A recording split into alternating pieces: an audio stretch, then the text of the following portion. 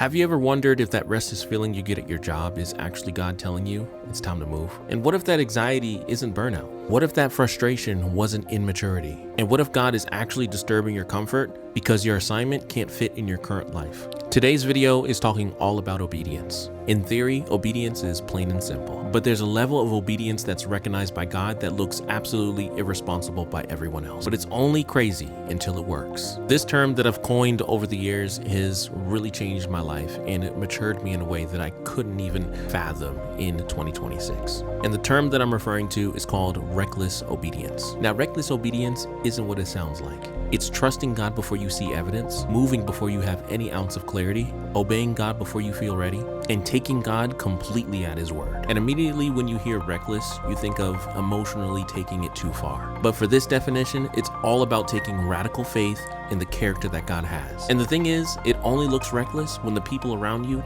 don't hear from God. Being married young myself and having 3 kids, I tend to want everything to be calculated and predictable. I mean, you got to think about it. I have a wife and 3 kids who rely solely on the success that I'm taking and putting into this earth. And for me, God had to deal with me for years because I wasn't trusting fully in Him. And the word says, trust in the Lord with all your heart and lean not your own understanding. In all your ways, acknowledge Him and He will direct your path. And it took me a long time to truly take full advantage of that faith-driven mindset, because being obedient can leave you in the darkness a lot of the time.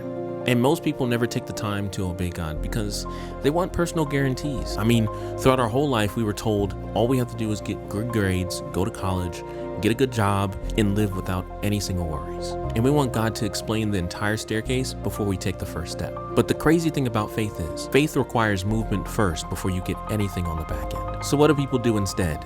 The moment they hear from God, they start to minimize the actual calling that God gave you. So what do most people do? Instead of admitting that you're fearful of what God has for you, you completely minimize what God has for you, calling it being realistic, being wise, or waiting on confirmation. Sometimes wisdom can be fear with better branding. And since you crave so much for security, you stay at that job that God told you to leave years ago. You try to cling on to relationships that are already dead or abusive, and you leave that business idea in your draft section. The scary thing about obedience is that God will not compete with your comfort. But then you look at most of the significant figures in the Bible, and you look at Abraham. Abraham was told by God to leave his homeland to a place where he was not told, to a direction where he didn't know, and that's it. No itinerary, no directions, no nothing. But when everything unfolded, he was the father of many nations. And then you have a great example with Peter when Jesus told him to walk on water. I mean, come on now. We don't have to trivialize how crazy that sounds. When Jesus tells you to walk on water with no direction, no nothing, but what did he do?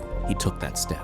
And one of the favorite people in the Bible for me is Noah. God told Noah to build an ark, and it took him almost 100 years. He was ridiculed like no one else. Everyone saw him as that crazy man. But when it came time for God to destroy the entire earth, he wasn't crazy then. So you might be asking, how do I know if I'm being disobedient? And the answer to that question is, you'll see the signs. There are many times where God can remove the joy from things that you found joy in once. You can start to feel empty and small, not because you're in a place of evil, but because you've outgrown that place spiritually. And one realization that I locked in a long time ago is that God will remove peace from places He's trying to remove you from. And don't get me wrong, just because something's hard doesn't mean you gotta let it all go from the jump. But when it feels like there is a recurring feeling of emptiness, that's when you really have to put your life on trial. But it really comes down to you asking practical questions like, is this fear or conviction?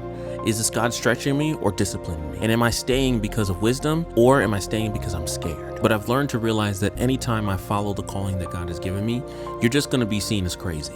And you can't really escape that. But there comes a point where I have to recognize the cost of disobedience, the cost of staying stuck, the cost of being confused, the cost of resentment towards God. I would hate my kids seeing the current version of myself being displayed 30 years from now. I refuse to see that. It feels easier for me when I recognize this. The pain of obedience is very temporary, but the pains of disobedience build and compound over time. But I'll tell you right now, when you go after God and you hear Him and you're gung-ho about what God actually told you to do, there's a strength, there's a feeling that you get, there's a boldness that you get when you see God moving in your life. The testimonies that I have when I've made risky decisions, I felt like the world was going to end in front of me. And I'm here standing today, knowing that God has brought me through each and every situation. And those moments where I thought it wasn't going to work out, it made it extremely clear that it wasn't my effort that got us out my situation.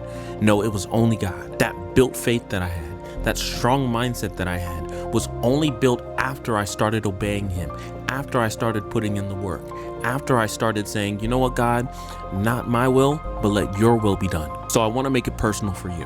At some point in time, you got to make one decision. Are you for God? Do you trust him, or do you not? But if you make that decision to trust him, just know that your level of comfort has nothing to do with obeying what he said. Some of the greatest moments in my life happened because I stopped asking God for guarantees and I started giving him my pure obedience. If you like content like this and you want to see more, make sure you hit that subscribe button, like, and apparently YouTube wants you to watch this video.